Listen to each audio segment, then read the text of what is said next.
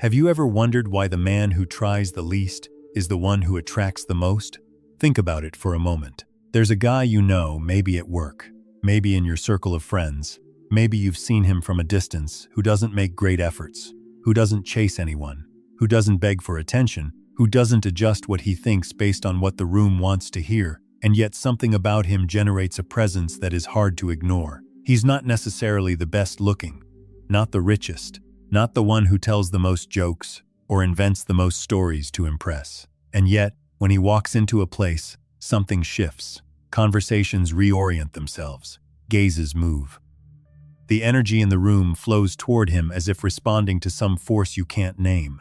And then there's the other guy, the one who gives everything from the very first moment, the one who replies within seconds, the one who cancels his own plans just in case there's a possibility, the one who says yes to everything, who never pushes back, who softens his position the moment he senses the slightest discomfort in the atmosphere. And that man, for a reason that seems cruel and unfair, ends up being ignored. Why does this happen? For centuries, that question has received empty answers, comfortable answers, the kind of answers people give so as not to make anyone uncomfortable. But today we're going to talk about something different.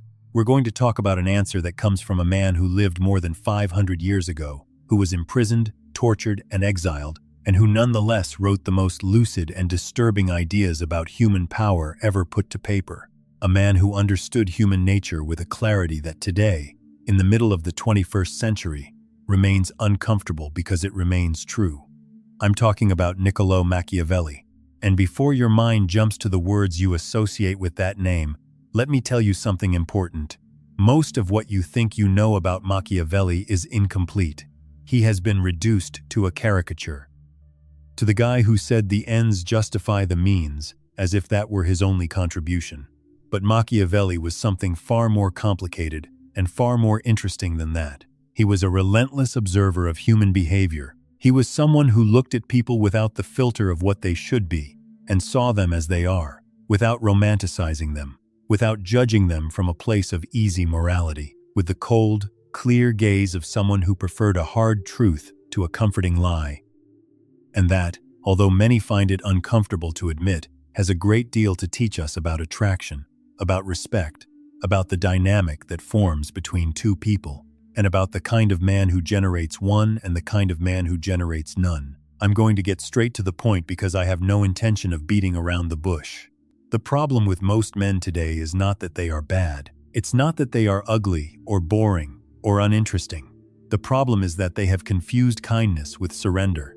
They have confused affection with the loss of identity, and they have built their way of relating to others, especially to women, on a fundamentally mistaken premise: that the more they give, the more available they are, the more they adjust their behavior to avoid conflict, the more they will be valued.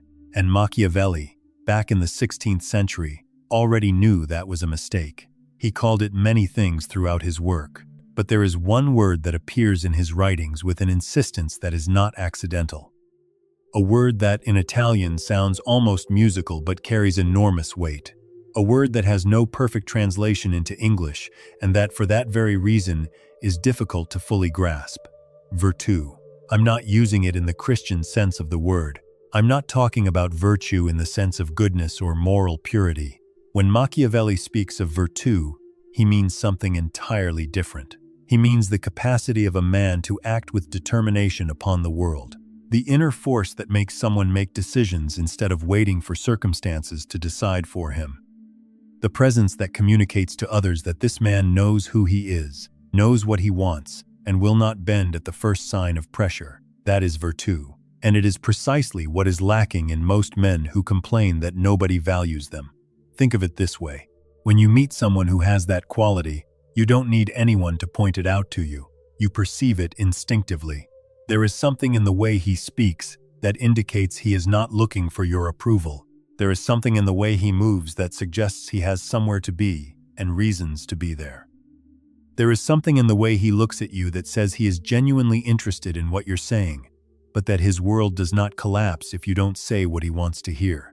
That is not arrogance. That is not coldness. That is what Machiavelli called the condition of the man who governs his own life, instead of being governed by the desire to please others. And here comes the part that many people find hard to process. Attraction does not work the way people think it works.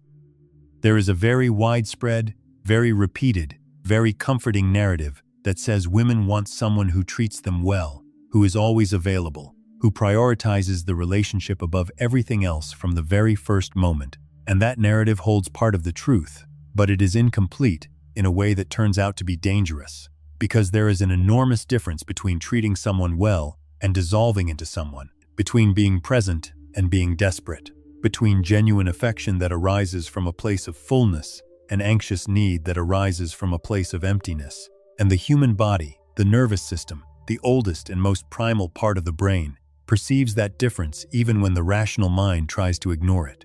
When a man is available at all times, when he replies within seconds to any message, when he cancels his own plans at the first whisper of a possibility, when he says yes to everything because he is afraid that a no will push the other person away, what that man is communicating is not affection.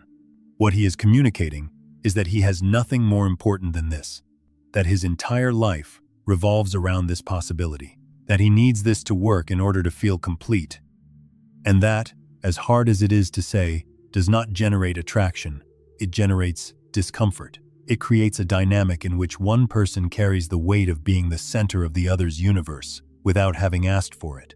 And nobody, absolutely nobody, wants that responsibility.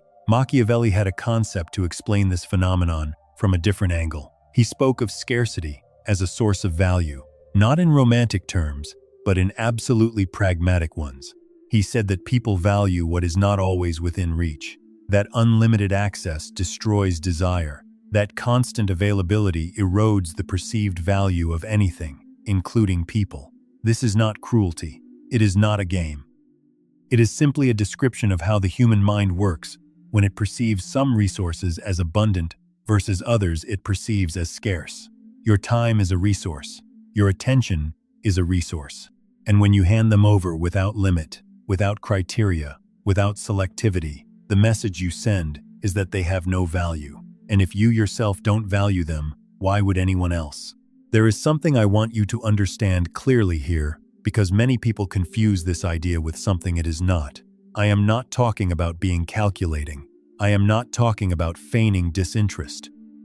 I am not talking about strategically giving someone the cold shoulder to generate anxiety in the other person. That is not what Machiavelli described, and it is not what I am defending. I am talking about something deeper and more honest than all of that. I am talking about having a life of your own that truly matters to you. I am talking about having projects that excite you, friendships you nurture, goals you pursue seriously, a purpose that does not depend on a relationship working out in order to have meaning. When you have that, scarcity is not a tactic. It is simply the natural consequence of having a full life.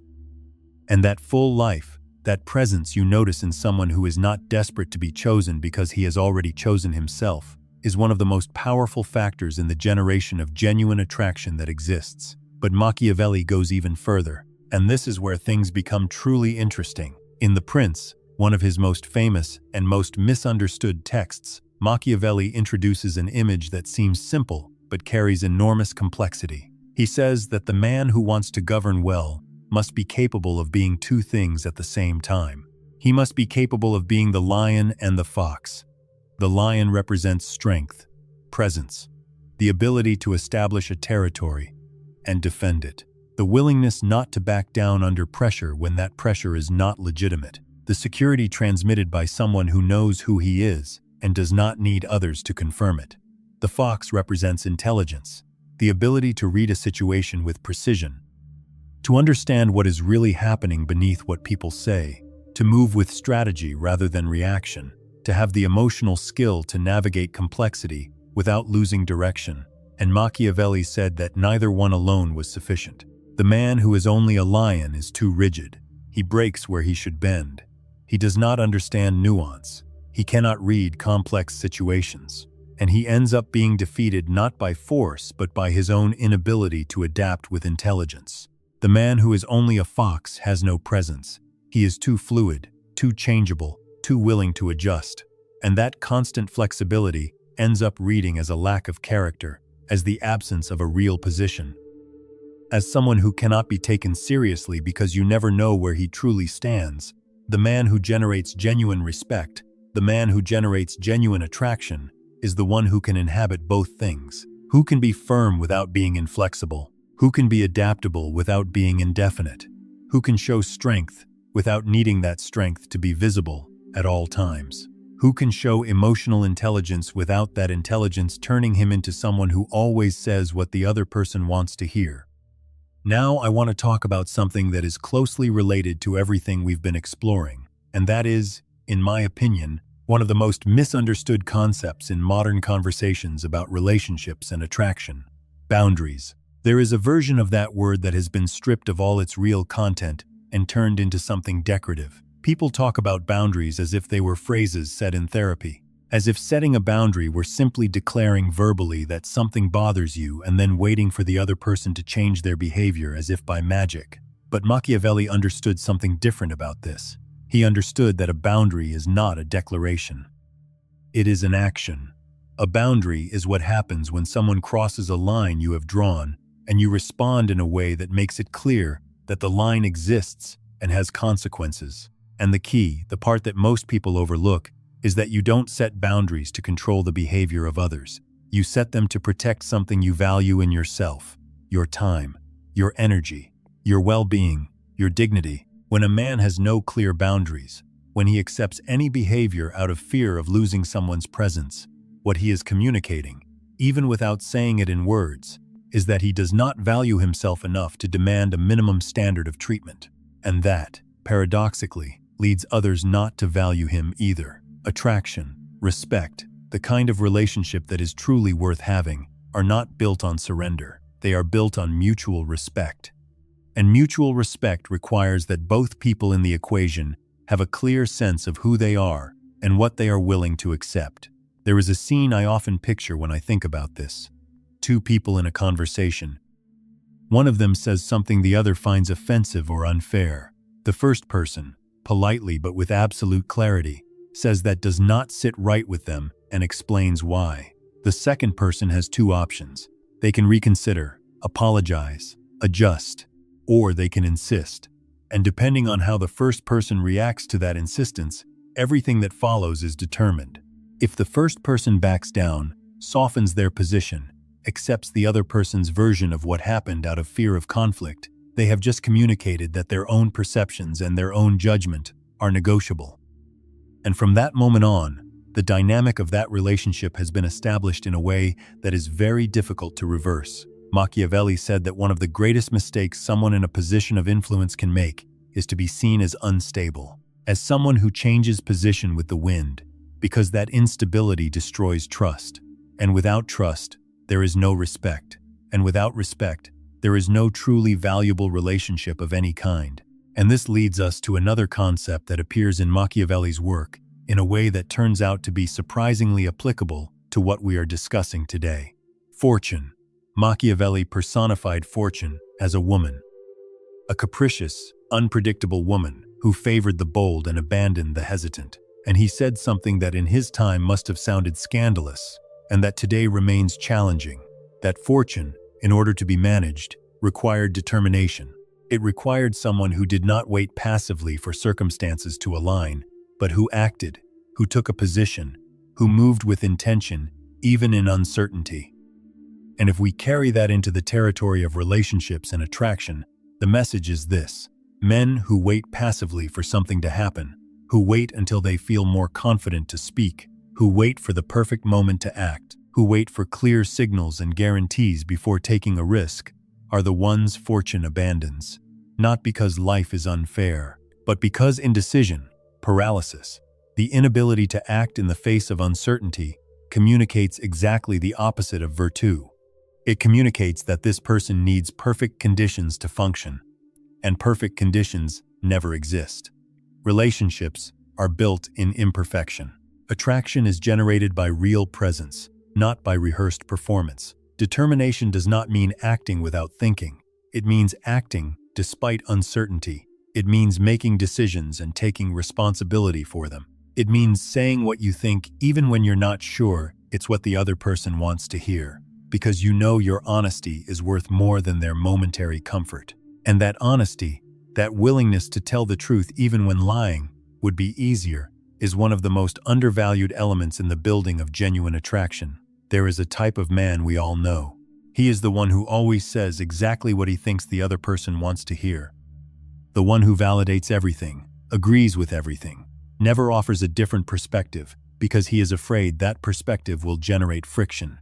And that man, however good his intentions, ends up being perceived as someone without a mind of his own, as someone who cannot be taken seriously because his opinions depend on the context he's in and on who is listening to him. Machiavelli was extremely critical of flatterers. He said that surrounding yourself with people who only say what you want to hear is one of the fastest ways to lose touch with reality. And losing touch with reality, one loses the ability to act effectively in the world. In a relationship, the man who flatters constantly, who says yes to everything, who never offers a different point of view, is not being affectionate. He is being a shadow, and nobody wants to connect deeply with a shadow, because a shadow does not challenge you, does not push you, does not make you grow. And growth, as painful as it is to admit, is a fundamental part of what we seek in the relationships that truly matter. Now I want to talk about something that I believe is at the heart of everything we have been exploring, and that may be the hardest thing to hear: emotional independence. I am not talking about coldness. I am not talking about emotional distance or the inability to connect deeply with someone. I am talking about something entirely different. I am talking about the difference between loving someone from a place of fullness and needing someone from a place of emptiness. When a man builds his sense of personal worth around whether a relationship works or not, when his emotional state depends directly on how the other person responds, when his inner well-being is tied to someone else's approval, that dependency is not love. It is a form of anxiety disguised as love, and that anxiety is perceived. It is perceived in the way he stares at his phone, waiting for a reply. It is perceived in the way he adjusts his behavior according to what he thinks the other person wants to see. It is perceived in the urgency with which he needs things to be okay in order to feel okay, and that perception destroys attraction in a way that no amount of external effort can compensate for. Machiavelli spoke of the prince as someone who had to govern from a position of inner strength, not from the desperation of being accepted by his subjects. And although the metaphor of the prince may sound distant, the principle is the same. The man who governs his own life, who has a clear sense of his own worth that does not depend on external validation, transmits a confidence that is genuinely attractive, not because it is calculated, but because it is real. Real confidence cannot be faked for long. Faked confidence shatters the moment the first sign of rejection or uncertainty appears. But the confidence that comes from knowing yourself, from having an honest relationship with your own strengths and your own limitations, from having built something in life that has value, regardless of what anyone else thinks of it, that confidence does not shatter. And that is noticeable. And here comes something that I think is important to clarify, because I believe there is a very common misunderstanding in everything we have been talking about. None of this means that a man must be inaccessible. None of this means that showing vulnerability is a sign of weakness. None of this means that emotions must be kept behind a mask of artificial toughness. Real vulnerability, the kind that comes from someone who knows themselves and who chooses to show their emotions from a place of trust rather than desperation, is one of the most powerful things that exist in a genuine human connection. The difference lies in where that vulnerability comes from. If it comes from someone who needs the other person to save them emotionally, that is dependency. If it comes from someone who chooses to share something intimate because they trust the connection and not because they need that connection to complete them, that is real depth. Machiavelli understood this distinction intuitively. He understood that true strength does not exclude humanity. That the most effective man is not the one who never doubts, but the one who doubts and acts anyway. That real leadership, in any context, does not come from the pretense of being perfect, but from the willingness to take responsibility for one's decisions, even when they are imperfect. And that, in the territory of relationships, translates into something very concrete. The man who can say I was wrong without that destroying him internally, who can apologize from a place of strength rather than submission, who can acknowledge his own limitations without feeling diminished that man is perceived as someone truly worth connecting with. Because real humility and real confidence are not opposites, they are two sides of the same coin. And together, they generate the kind of presence that Machiavelli described as the mark of the truly extraordinary man. I want you to think about something for a moment. What would happen if tomorrow, the person you have feelings for, the relationship that matters most to you, disappeared from your life? Not because you are wishing for that, but as an exercise in honesty. Would your life still have meaning? Would you still have projects that matter to you, friendships you value, a mission you are pursuing? Or would everything that gives structure to your existence depend on that person's presence? If the honest answer is that everything collapses without that presence, then what you have is not love. It is a dependency disguised as love, and that dependency, even if the other person never says it out loud, is perceived. And it generates exactly the kind of dynamic that causes the relationships we most want to preserve to be the first ones to deteriorate. Machiavelli said something that, on the surface, sounds like cynicism but is in fact a deeply compassionate observation about human nature, that people do not always treat us according to our intentions. They treat us according to what they perceive about us, and what they perceive is determined not by what we feel on the inside, but by how we present ourselves to the world.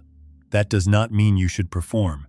It means you should work. Work on building the version of yourself that has a life worth living, that has projects that excite you, that has clear values and defends them, that knows what it wants and moves toward it without waiting for anyone's permission, that can give genuine affection from a place of abundance instead of seeking attention from a place of scarcity. And when that happens, when that inner work begins to bear fruit, something changes in a way that requires no strategy and no calculation. Relationships change because you have changed. The way others perceive you changes because the way you perceive yourself has changed. Machiavelli's virtue is not a technique. It is an inner condition. It is the result of having deliberately chosen to build something in your life that has value, regardless of what anyone else thinks of it. And that condition, that presence that radiates from someone who has truly built themselves with honesty and determination, is irresistible in a way that no tactic can imitate. Now, there is one last thing I want to say to you before finishing, because I think it would be irresponsible on my part to leave you with the impression that all of this is a manual for getting someone to notice you. That would be reducing something important to something trivial. Everything we have talked about today has a purpose that goes far beyond romantic attraction. It has to do with the way you relate to yourself, with the kind of life you choose to build, with the degree to which you are honest about who you are and where you are going. Machiavelli wrote about power, but at its core, what he described with more precision than anyone was the nature of human character. And the man who holds the most power, in the most real and most lasting sense of that word, is not the one who controls the most people. It is the one who controls himself the most. The one who knows his own reactions and is not at their mercy. The one who can feel fear and act anyway. The one who can feel the impulse to seek approval and choose not to. The one who can feel the temptation to say what the other person wants to hear and opt instead to say what he believes is true. That self-mastery, that ability to govern from within rather than being governed by circumstances, by the opinions of others, by fear of rejection or by the need for approval, is what Machiavelli called virtue. And it is what makes a man not only attractive to others, but valuable to himself. And that, in the end, is the only place from which you can build something that is truly worth having. If you made it to the end of this video, comment, "I made it," and I will personally reply to you. And if this resonated with you, subscribe to be part of this and hit like if you enjoyed it.